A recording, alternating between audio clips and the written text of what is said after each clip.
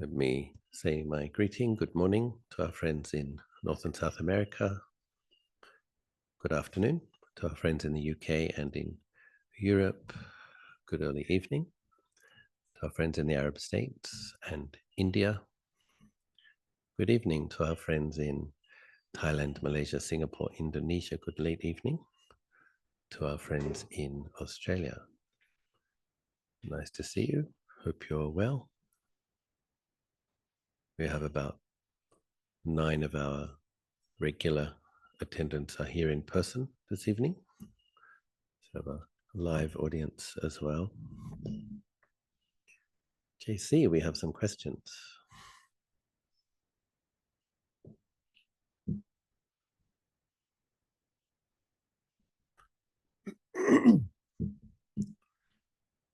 Dear Ajahn, there have been 3 dangerous incidents in my local area. I was not physically harmed by any of these, nor was I targeted myself, but these events I observed did affect an inner sense of safety.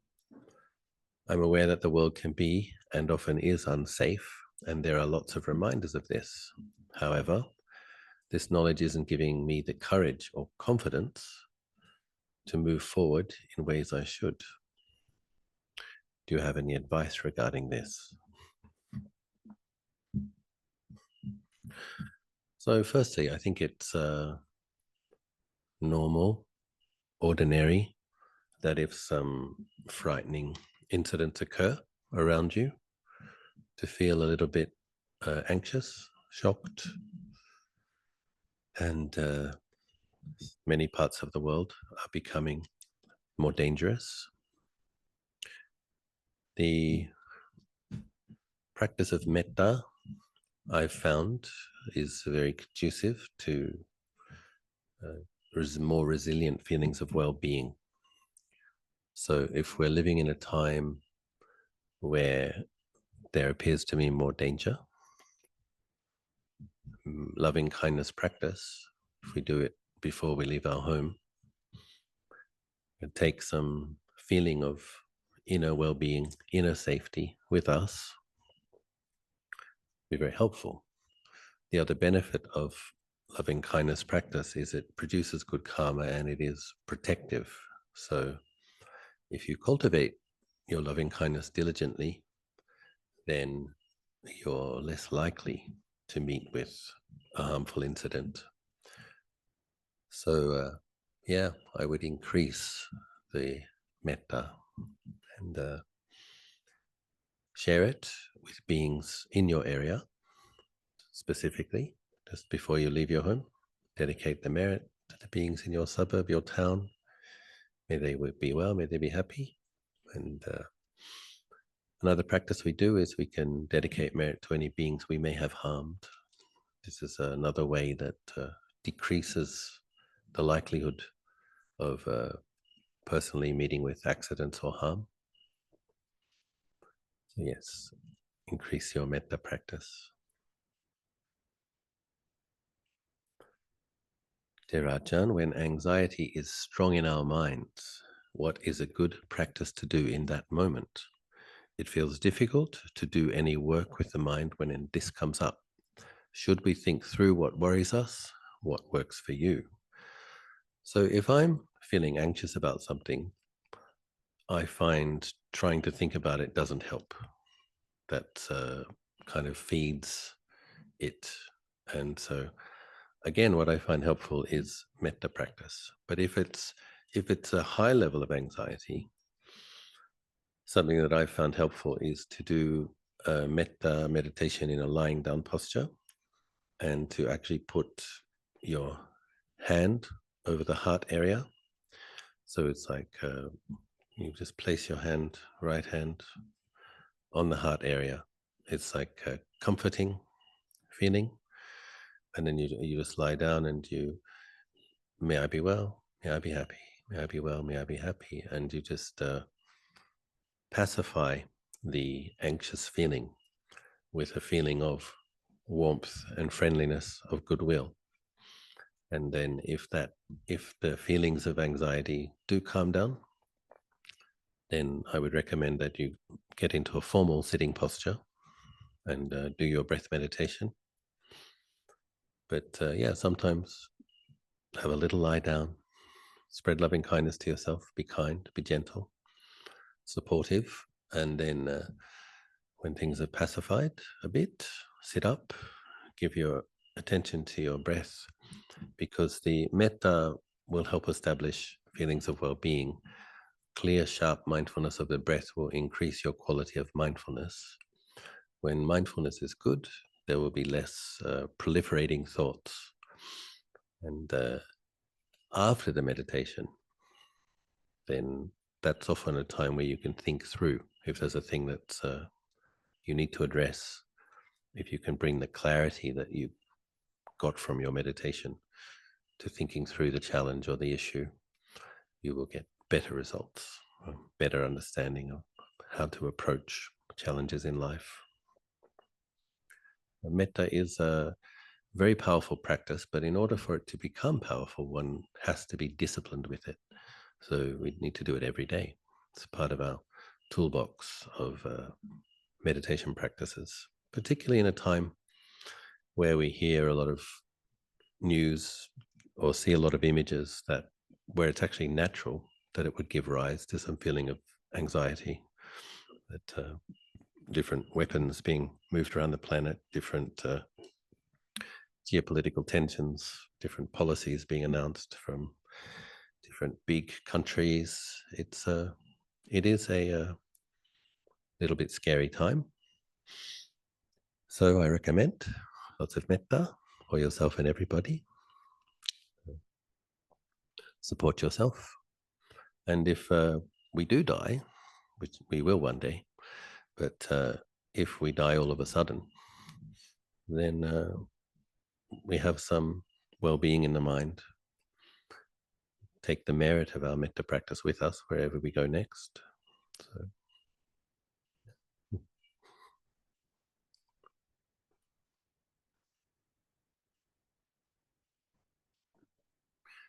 I was a bit late in answering this question because Halloween has already passed, but I will answer it. Is Halloween passed already? Or when is it? Oh, 30th of okay, I'm in time. Dear Ajahn, I live in a Western country, so Halloween is coming up. People walk around in costumes and sometimes they dress up as evil characters or watch horror movies, etc. Is there any risk of actually being affected by evil or unwholesome energies or beings during this time? Or can I just sit on the porch without worrying about this? So I think Halloween originally came from a skillful tradition of All Hallows, where people would make prayers for or dedicate merits, do something skillful, do something wholesome, dedicate it to their ancestors. So it has a beautiful origin, but it seems to have degenerated into some strange, almost mockery of beings who may be experiencing challenging circumstances and being entities in lower realms. So I do believe that if a lot of people are watching horror movies or dressing up as ghosts or and these kind of things, that there might be some unskillful energies around. The mind becomes like what it gives attention to. And so if it was me and I was living in a big city or something where a lot of people were dressing as ghosts and or skeletons or corpses or whatever, I'd stay inside and I'd chant some chants and do some meditation, and I wouldn't go out and I wouldn't watch a horror movie personally. I would chant some protective chants on that evening. So just as there are many beings in parallel realms, and there are many realms. And these things, it's a bit like a radio station. So if many, many people are tuning in to a certain station, then that song is going to be playing all around you. If the radio station is tuned to the ghosts ghost and demonic realm, then that's going to be kind of bringing those realms closer. And if people were actually making merit and actually thinking of their ancestors with kindness and dedicating merit to them, that would be different. That would be a different occasion, because then you would also have devas who want to help those beings coming and helping. But it's not quite the full practice anymore. It's a bit strange. And yeah, the idea of celebrating entities in lower realms or finding them entertaining, it's not very skillful. So you have to think in terms of Buddhist practitioners who cultivate the 4 Brahma Viharas. We actually have compassion for beings who are struggling. And so a lot of people think Thais and Asians in general are quite scared of ghosts. And Westerners, I find, are less scared, but they don't like them. And like a lot of people wouldn't want to go to a house if they thought it was haunted. But something that people misunderstand is, like, when they see a ghost, if people see a ghost and they might see something that comes to them with a missing head or a missing arm or a malformed face or an image of a drowned woman, various things that people might see. In Thai, there's a particular word for this, pi tai hong, the ghost that was the result of an inauspicious death. People tend to think the ghost is coming to scare them, taking that form. And what's actually the case is that is the form that the ghost has. And very often they're coming to us for help. And people interpret it as them coming to scare them. And what happens is, if you have a sudden death that you weren't expecting and you grasp onto your body with every ounce of attachment that you have, kind of bring to mind how it is when you slip on a path. You live in a cold country, might have frost on a steps, and you begin to slip. Or if you live in a tropical country and it's monsoon, if you slip on the mud, and that feeling that you have as you slip and you're about to fall, the way you just grasp everything in that moment, that's when you get to glimpse just how much attachment there is to life and your body. And so people die all of a sudden, stab wound, gunshot. They grab on to the last moment, they grab onto their body, but then the consciousness can't stay in the body because the body dies.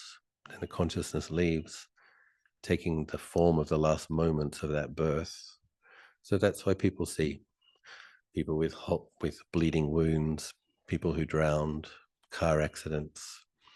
And it's one of the reasons we have to train ourselves to be mindful of death. And so that when we are dying, there is enough mindfulness to note, this is death, the body is dying, it's time to let go, rather than grasping with every ounce of craving and attachment that we have. But to mock beings, dress up like zombies, ghouls, ghosts, skeletons, and kind of make a mockery of this, it's not skillful. I don't think it's not a practice of compassion. And so yeah, I would not participate, and I wouldn't be too close to it. Just do my regular Buddhist practice. And if you have a nice log cabin outside of the city, maybe I'd go there for the weekend, or just go away, come back when it all calms down. And if you don't, close the doors, chant there. We have in Buddhism the protective verses. They're called the paritas. You chant the paritas and go to bed early. We even do that on New Year's. These days we chant Itipiso, but I remember when I was a layman, I was giving up partying. I say, what are you doing this New Year's Eve? I'm going to sleep at 9 o'clock. Be sensible. Get up early and meditate the next day. Start the year well. Yeah. Dear Ajahn, today I came across the term Upasamānussati. This is a recollection of peace. It is mentioned in the Visuddhimagga do you have any idea of any method of practicing Upasamānussati? So the way Ajahn explained it, Upasama means the highest. So the recollection of the highest literally is Nibbana. So the Upasamānussati is to recollect the goal or the result. So this is a suitable practice for someone who may have glimpsed it or experienced it, is to then recollect the insight they have. So sometimes people do long meditation retreats and they may have a vipassana jnana, vipassana insight. They may have a experience of letting go and a sense of self disappears for a period of time. Mind experiences coolness, peacefulness, a sense of emptiness. So any true insight will be knowing emptiness, emptiness of permanence, emptiness of suffering, emptiness of self. And there's a particular quality to that of having let go of things that clutter the mind and obstruct the mind from seeing the ultimate empty nature of phenomenon. So if a person has had some insight experiences, if a person has had a temporary liberation, then that's a practice that one can do, recollecting those experiences. And sometimes it can be a bit like a tuning fork, that when you incline the mind to remembering that, you can experience something similar again. And so it is an advanced practice and a subtle meditation, but for people who have had some insight experience, very powerful. And vipassana jnana, in valid insight experiences, they're very powerful, but they do become a memory, and it's not the unshakable insight that stream entry is. So what tends to happen is the ignorance creeps back into the mind and clouds the mind of clear seeing.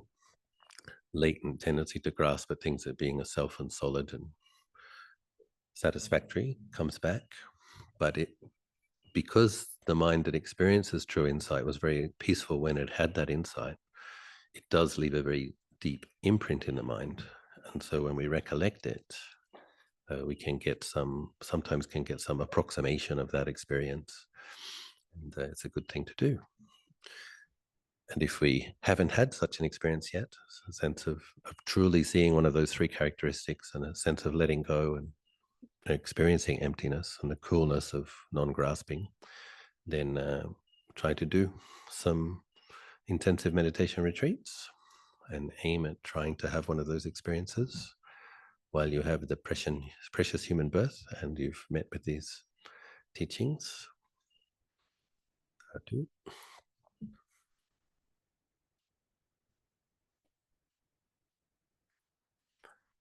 Dear Ajahn, I've been reflecting deeply on what happens after death, especially in relation to consciousness.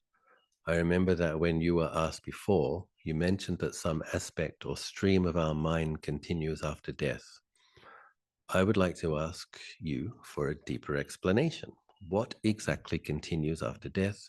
Which part of our consciousness or mental stream is it? And how should we understand this in practice? Thank you. So I think this person is trying to understand something conceptually that isn't really a concept.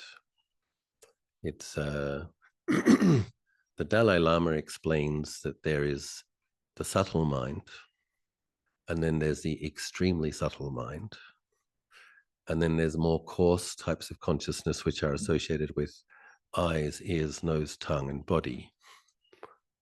So obviously, when your body dies and you leave, the consciousness associated with the eyes, nose, tongue, and body of this body isn't going to go with you. But some people call it the mind stream. Some people call it the mental continuum. It is mind that goes. And it's interesting, they've done some studies that when people die, there's a certain point that, I can't remember exactly how much, I think it's about 300 grams. There's a certain point where all of a sudden the body is 300 grams lighter. And it seems to be that the mind weighs something, but not much. So I remember my sister and brother were at my sister's deathbed last year, and they both felt a kind of a whoosh at the same time, like a energy that lifted upward. And my brother said to my sister, "Did you feel that?" My other sister said, "Yeah, she's gone now." And what's interesting is the body stayed alive for a couple more days. So that this kind of coarse consciousness associated with the body, physical consciousness, kept breathing, but there was no lucidity, no sense of presence. Nobody felt she was in the room. And both my sister and my brother felt the moment that she left. So I just give that as a bit of an anecdotal, people do experience this. And what is also interesting, we have to look at, when we look at the anecdotal evidence, it's extremely common for close relatives of deceased people to dream of that person, or for that person to enter their dream in the 2 or 3 days after they die. And for all intents and purposes, they often look like that person, and they're able to talk. So what is that? In Thai, you call it a subtle body. So it's I guess it's the remnant of the last life, the imprints on consciousness that left. Now, if a person didn't know that they were dying, or is really, really attached, if that mental continuum hangs around, it takes the form of a ghost. And then you have effectively had a ghost rebirth. What is very, and so, if a person wants to know what is it that carries on, what is it that carries on? Well, think about what a ghost is. Disembodied consciousness that didn't go anywhere yet. But there's something there. It weighs about 300 grams.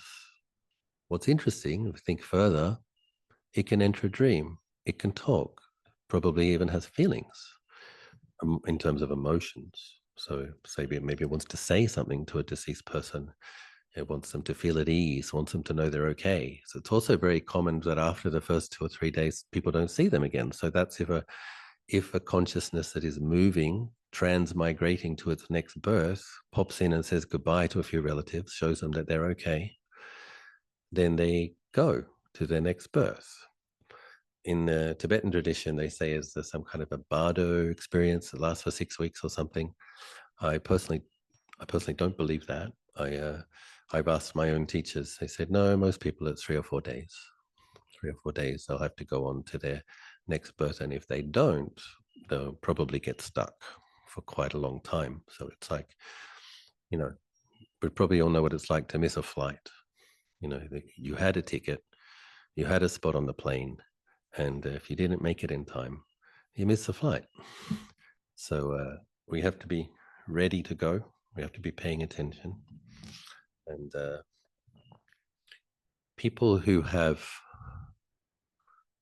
potent merits, that's oftentimes a spontaneous deva rebirth. And they may not be able to enter other people's minds in forms of dreams because their experiences is so subtle. They've gone to a much more subtle realm. But it seems to be the people who have like some kind of intermediate karma are likely to have a human birth. Those seem to be the ones that can pop into people's dreams. So mental continuum and subtle mind. Sometimes a being hangs around that looks like the being they were, but they don't appear to be a ghost. What's that? So there is this thing called a Bhumma Deva. This is the angels or the heavenly beings that are closest to the earth. So if a person liked their life, was mindful when they died, wants to hang around their family and their house, and had merit, they will sometimes look like the person they were, but with a youthful body, nice complexion, lovely clothes. That person is not a ghost. And in terms of how that's experienced, sometimes people will see a white light go past them, but they don't get the cold shiver up the spine. They may sense a benevolent presence, like a friend. And so in Thailand, they have these little shrine houses in the corners of their yards that they make offerings to the Bumma Devas, the beings that were there before they were there. And it's kind of a deal. I'll offer you a can of soda and give you some flowers and offer some incense and keep an eye on the house, you know. And people go to the temple and they say to their Bumma Devas, okay, come with me and make him merry. You can come and rejoice. And there's a kind of a just, it's less and less now because Thailand is becoming more materialist. But in the past, it was just a basic understanding that you share the world with beings in close parallel realms and you invite them to join your merit-making activities and rejoice and dedicate merit with them. Similarly with the ghosts, they dedicate merit to the ghosts and try to help them along. But can you understand it? I'm just trying to give anecdotal stories of how people in kind of traditionally relate to these things. Can you really understand it as a concept? Is there any kind of, yeah. I think the best thing that prepares us for death and understanding subtle mind is meditation. So if you meditate and you get skilled enough that you have 20 to 30 minutes of peace in every hour of meditation that you do. So you meditate 10 or 15 minutes of some thoughts, mind becomes a bit peaceful, occasional thought, 20 minutes later, some thinking. But there's this 20-minute period where there's not a strong sense of self, not a lot of grasping, spacious, porous experience of mind, where the perception of the body is not impinging much. Just kind of notice that. Oftentimes people don't notice it because of this absence of all these other things. But it's good to notice, what's that like? What's it like for 20 minutes with not much thoughts, not much sense of a body, not making a self? And then you're getting a bit of a sense for subtle mind, presence of mind. And that's probably what's going to go with you to the next life, that sense of presence of mind. And that's letting go of things. And the more familiar you can become with being with a peaceful mind and letting things go, putting things down. So you're putting down your thoughts about the past, putting down thoughts about the future, and being with the breath until the breath leads the mind to a peaceful state, and then you're with the peacefulness. The more skilled you get, the more comfortable you get at putting things down and feeling the well-being that comes from putting things down, the more possible it's going to be for you to put down this life at the end when it's time to go. The more that you will trust that the mind has a capacity to just be okay. It's okay to let go. And then be truly present. Then you'll probably know what to do. And if something comes to help you, have a sense of, is it trustworthy, and you can go.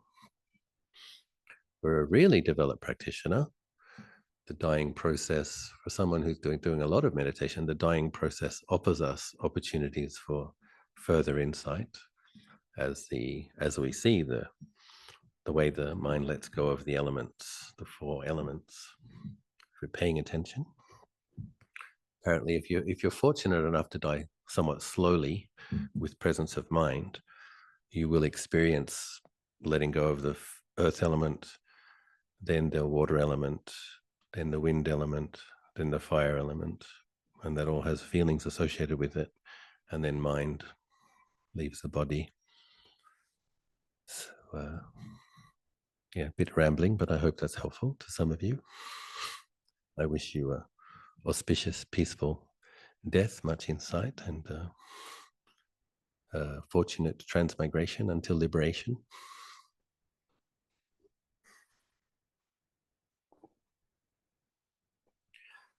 Dear Ajahn, please advise how to endure the deep feeling of Nibbidha, weariness, which is staying for long periods.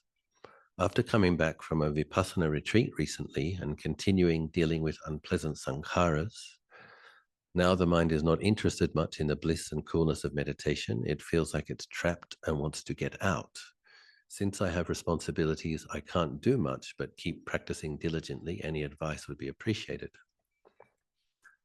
So personally, I think if a person does an intensive meditation retreat and the result of that is a sense of world weariness, an awareness of the mind feeling trapped and wanting to be free from that, I would actually think that's progress, because the world is a wearying place and the mind is trapped.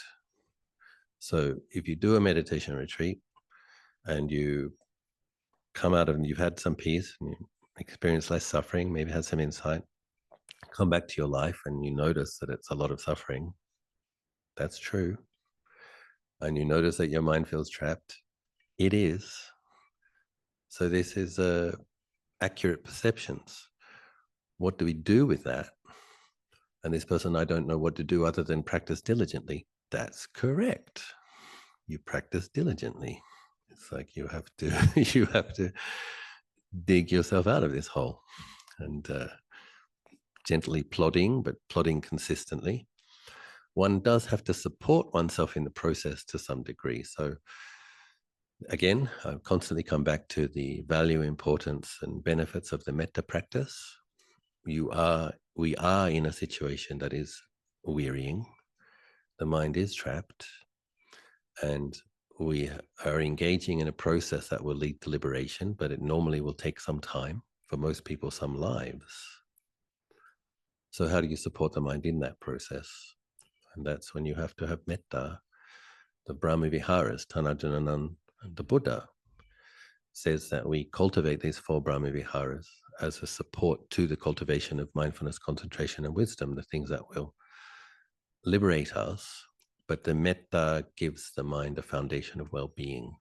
So if you come to sit and it's just heavy and it's like you just want out, it's really important to remind ourselves that thinking of the Dhammacakka Sutta, the second noble truth, the cause of suffering is kama tanha, sensual craving, vibhava tanha, craving not for.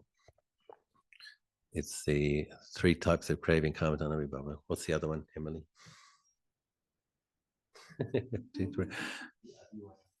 What is it? Kama tanha, bhava tanha, vibhava tanha, yeah. So becoming, craving for becoming, and craving for, craving not for. So when we don't want to live in this body, when we don't want to live in this world, this is the second type of craving, vibhava tanha. This is not going to liberate you from suffering. This is part of what causes you suffering. So you can sit on your cushion every day and say, don't want to be born, don't want to be born. Thais do this sometimes. They come to me.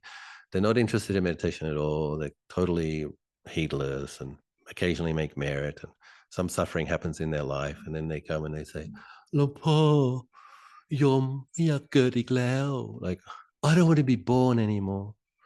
When things didn't go as they planned. And I'm like, well, that's not going to get you liberated. Sorry. It's wanting to be born, not wanting to be born, same stuff, inverted. So the thing that's going to help you not to be born is to be present to what is without contentiousness, and to develop insight into the nature of your body and your mind, and to diligently uproot your attachment to it by seeing its nature, not disliking it, not hating it, not wanting to nuke it or anyone else. You have to see, the Buddha explains that our attachment is based on the pleasure that can be had, but we need to pay attention. And this is what happens when we start to feel weary, because we do start to notice that the pleasure always ends. And there's lots more unpleasant feelings than there are pleasant ones. And we start to wonder, this isn't a good deal. In fact, this seems like a ripoff, which is true. So we have to live within the parameters of the precepts, which doesn't let us indulge in maximizing pleasant feelings as much as we might like to. That weakens our attachment to the pleasant. And then that should help us have more mindfulness, more stability of mind. And then as we see the nature of phenomenon,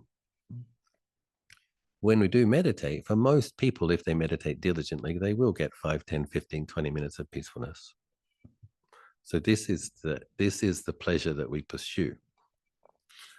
This is a wholesome pleasure that the Buddha praises. Lord Buddha explains that peacefulness is the highest pleasure. The greatest peace is to be free from the conceit, I am. That comes later. But we develop peaceful mind states, we enjoy peaceful mind states. That gives us the foundation to have insight into impermanence and not self, and uproot grasping and delusion. And then you can experience for periods of time what it's like not to have the self view. But it's a process. So yes, as this person said at the end of their question, I don't know what to do other than to diligently practice. That is correct. All I would stress is that you add metta, that you do 5, 10, 15 minutes of metta in every session. Establish well-being, support yourself through the weariness. And yeah, as I said right in the beginning, I think it's actually a sign of growth. I think it's a sign in correct seeing. So it's not something to feel disheartened by, or it's a signpost that the mind is seeing more clearly. And if you look at the last paragraph, I often say this, if you look at the last paragraph in the second and the third sutta that the Buddha taught, it's in the Anatta and the Aditta Sutta, the Sutra on Not Self and the Fire Sermon. The last paragraph says, the mind of such and such a bhikkhu felt weary. Through weariness became dispassionate. And the next word is, and was liberated. So it's part of the process. It's a signpost that things are going in the right direction. But you have to be able to support the mind through its weariness and its dispassion, so that you get more sobriety, more clarity, more peacefulness as a foundation to see the nature of phenomenon more clearly. And this is why it's really important to be consistent with the meditation and do it a lot every day, because you will get more and more peacefulness from your meditation. So as the world seems like a wearying place, but your mind becomes a more pleasant place to abide in, that's something that supports you. It should give you confidence that the path of mental cultivation is a refuge. That's the refuge of Dhamma, the refuge of your potential. So I encourage you all to meditate a lot.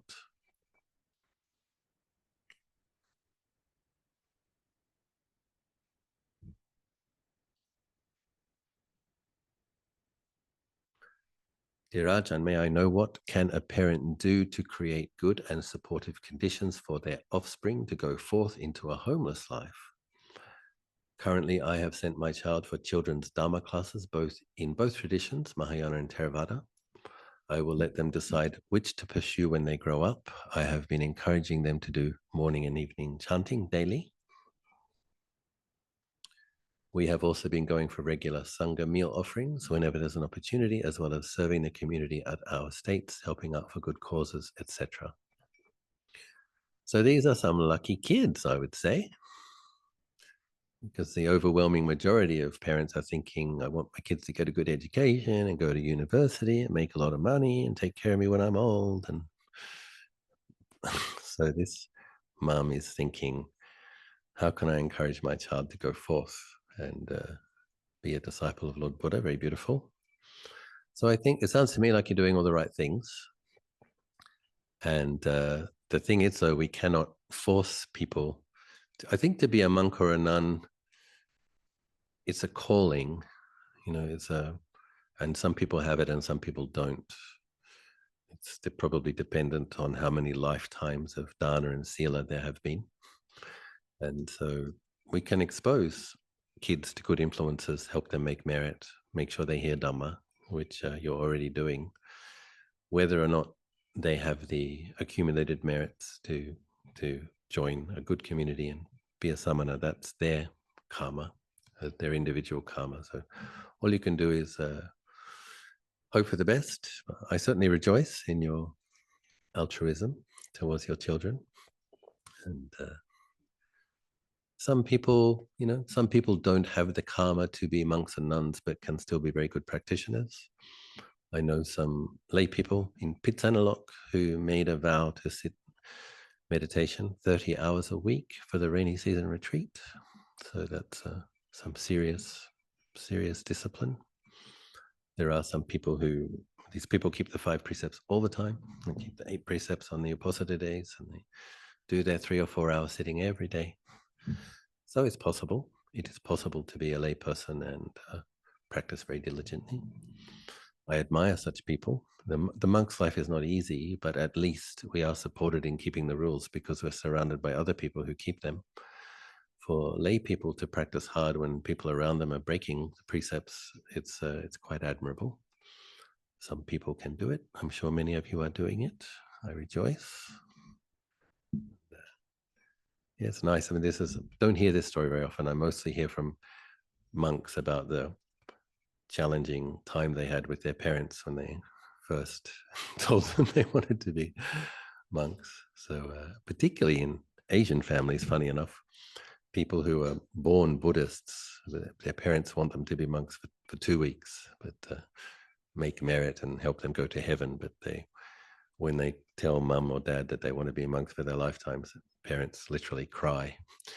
So